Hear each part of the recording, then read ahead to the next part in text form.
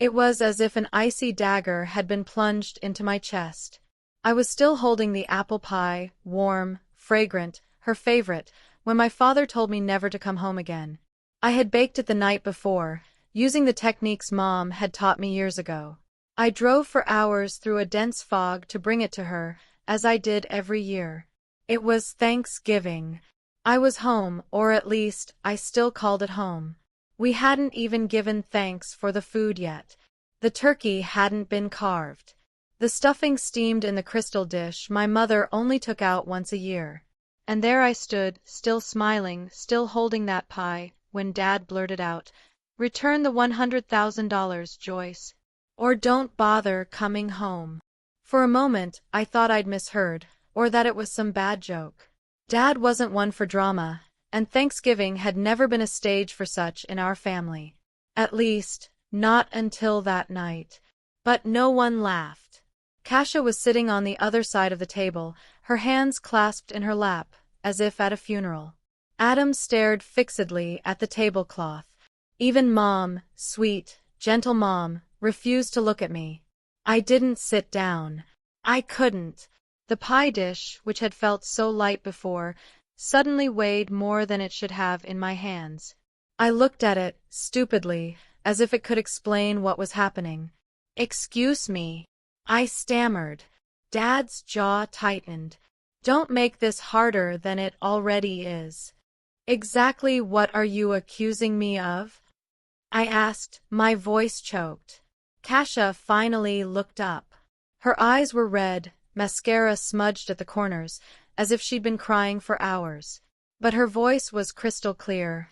"Mom's account. $100,000 disappeared last month. Right after you helped her set up online banking." My mouth opened, but no sound came out. It was true I had helped Mom with her accounts. She was nervous about the idea of no more paper, something about not trusting the cloud.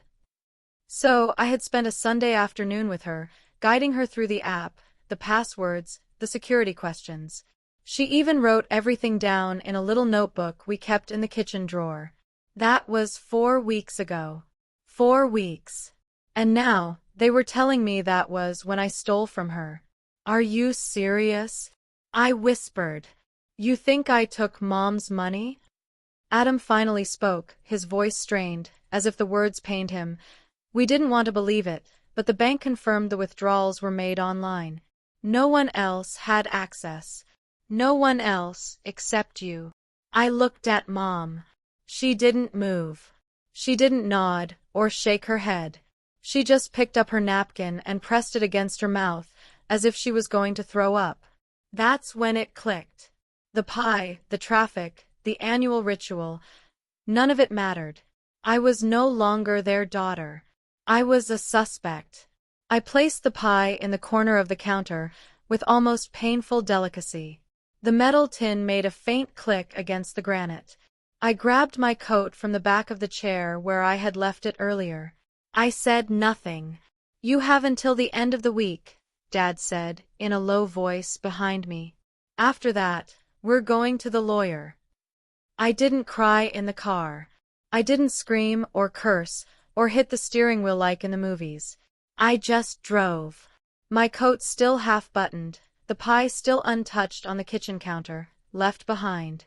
The streets were silent, lit by porch lights and paper turkeys taped to windows. It was Thanksgiving night. I checked into the same roadside hotel I always saw on the way to town, but had never had reason to stop at. The receptionist didn't ask why I needed a room on a holiday. I was grateful for that small kindness. The room smelled of old carpet and microwave popcorn. I took off my boots and sat on the edge of the bed, my hands still trembling. I was 32 years old, a senior forensic accountant, trusted with millions in corporate audits, and my own parents thought I had stolen from them. Worst of all, I wasn't even surprised. Not completely. There had been signs. Little things. The way Kasia rolled her eyes when Mom bragged about my promotions. The way Dad once asked, "Don't you think it's time to settle down? You know, live a little." As if my career wasn't real life. Even last Christmas, when I offered to cover the cost of a new roof for the house, Adam mumbled something about me trying to buy loyalty. I thought they were just kidding. I thought we were still family. I lay on the comforter and stared at the ceiling. I tried to relive the day Mom asked me to help with her bank account. Every touch, every login, every password reset. Had I missed something? Had anyone else seen the little notebook we kept in the drawer? The drawer. It was always unlocked. Anyone could have opened it. Kasia still lived at home, on and off, depending on her situation. Adam had a house key. I had been the only one to guide Mom through the setup, yes, but that didn't make me the only one who knew. Still, they believed. They believed I waited for Mom to get sick just to take her money. $100,000. As if I needed it. As if I would even do something like that. My phone vibrated. A text message from Kasia. We didn't want it to come to this, but you made it hard to trust you. No, happy Thanksgiving. No, hope you're okay. Just that. As if I had broken something. As if I was the only one who owed them an apology. I turned the phone face down. At work, I spend my days unraveling hidden embezzlements, shell companies, and fake invoices. I know what it's like when money disappears and when someone makes it look like someone else's fault. And right now, someone had turned me into the scapegoat. I stared at the ceiling until the lights blurred. If they wanted to treat me like the family criminal, maybe it was time I started investigating like one. It was still early morning when my eyes opened. There was no alarm, just the sharp instinct of years spent pursuing corporate fraud. One thing I'd learned: money never truly disappears. It just changes hands, gets rerouted. The secret is knowing where to look first, and more importantly, who benefits. I got up, my body still heavy from the restless night. I opened my laptop on the small table. Lately, my firm had been investigating a disturbing pattern of elder financial abuse. Retirees with modest savings who, suddenly, saw their accounts emptied in 3 withdrawals, each just below the federal reporting limit. It wasn't just one bank, but one in particular appeared more often than the others. Copper Strong. Mom's bank. I hadn't told my family I was involved in this investigation. It was confidential, technically, but I had authorization to review transaction data internally and knew exactly who to ask.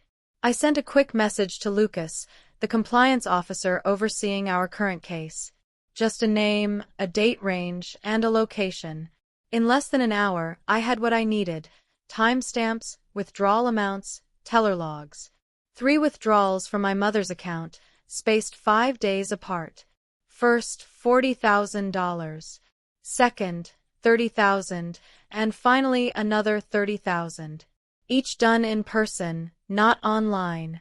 This was the first crack in their lie. They accused me of using online banking, said I was the only one with access. But if the money was withdrawn in person, it couldn't have been me. I clicked on the attached security video link. The resolution was low, but clear enough. The first video loaded. A young woman approached the counter, nervous, looking over her shoulder. Blonde ponytail, gray hoodie, large sunglasses. At first, I thought they might have hired an intermediary, a stranger paid to impersonate Mom. But then the girl moved closer to the camera, pulled down her mask to speak to the teller. Kasia. Even with the grainy image, I recognized that face. I had cared for that face, seen it blow out birthday candles and cry over broken boyfriends. She was fidgety, tapping her fingers on the counter. She handed over what looked like Mom's ID and signed something. Her handwriting hadn't changed since high school. I leaned back in the chair, the hotel light flickering above me. They didn't just steal the money, they planned it. They thought of the right moment, waited until I helped Mom go digital, and then used that as cover to frame me. I opened the second video. The same branch. This time, it was Adam. No disguise, no nervousness. Calm. Confident. He joked with the teller, signed as if he owned the account. Third video. Kasia again. The same hoodie, different sunglasses. The arrogance of it gave me chills. But one piece was still missing. How did they get access to Mom's ID and account information? Then I remembered something. 2 weeks before I helped Mom set up the app, she had outpatient tests at the hospital. Nothing serious, just preliminary exams. Kasia offered to stay the night with her. Mom's purse was with her the entire time. Her checkbook, bank statements, driver's license. That's where it all began. But it didn't end there. I checked the account setup metadata. The first login after I left town didn't come from Mom's phone, but from a tablet connected to the home Wi-Fi. The same IP address Kasia used when she watched Netflix. And the OTP, the one-time password, was sent to an alternate email I hadn't registered. I checked. The recovery phone number belonged to Adam. They weren't just careless. They were arrogant. They thought no one would question it. Not if the successful daughter was the obvious culprit. Not if the rest of the family spoke with one voice. I closed my laptop. This wasn't just a misunderstanding. It wasn't a moment of desperation or a loan gone wrong. It was fraud. And they used my love for Mom as a smokescreen. I zipped up my laptop bag and picked up my phone. Not to call the police, not yet. I called my office instead. I asked Lucas for something specific, the impressions of the teller's signatures. I'd need them for comparison. Then, I opened my suitcase and pulled out a thin black folder, the kind I used for court presentations. If they wanted a family villain, I'd show them what it looked like when the villain kept receipts. I didn't call ahead. I drove back Monday afternoon, right as the sunlight hit that golden slant it always did between Halloween and Christmas. The kind of light that used to make the house feel like home. Not today. The driveway was full. Adam's SUV, Kasia's compact, Mom's old sedan. No guests, just family. I parked on the curb, sat for a moment, the engine ticking softly, my hands resting on the leather folder in my lap. The one holding every receipt, every timestamp, every lie they thought no one would notice. Then I got out, walked up the porch steps, and let myself in. The house smelled of chicken broth and rosemary. The kitchen lights were on. I could hear the low murmur of conversation, the clinking of silverware, a laugh that no longer belonged to me. I found everyone in the kitchen. Kasia was perched on the counter, coffee mug in hand, legs swinging as if she were 13 again. Adam was leaning against the fridge, arms crossed, expression unreadable. Mom was by the sink, drying dishes with slow, practiced movements. Dad was stirring something on the stove. They looked up as I entered, and everything stopped. No one said anything. I walked past them to the island and placed the folder on the smooth wooden surface where we used to roll out cookie dough. Then, I opened it. "You believed I stole from Mom," I said, my voice low, controlled, but a subtle tremor beneath. "Let me show you what really happened." The atmosphere shifted, subtle, like the air before a storm. I pulled out the first piece of evidence, a photo, a still from the bank security footage. Kasia, in sunglasses, leaning over the teller's counter, signing a form. October 10th. $40,000. Not online, not me. No one moved. Not even Kasia.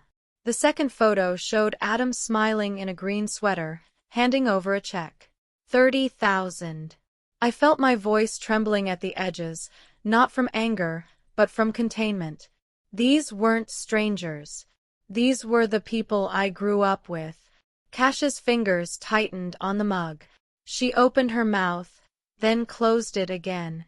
I placed the teller receipts on the table. The same branch, the same signatures. I compared them to your handwriting, Kasia, from that note on the fridge last week. A heavy silence settled. Then Kasia finally spoke, her voice thinner than I remembered.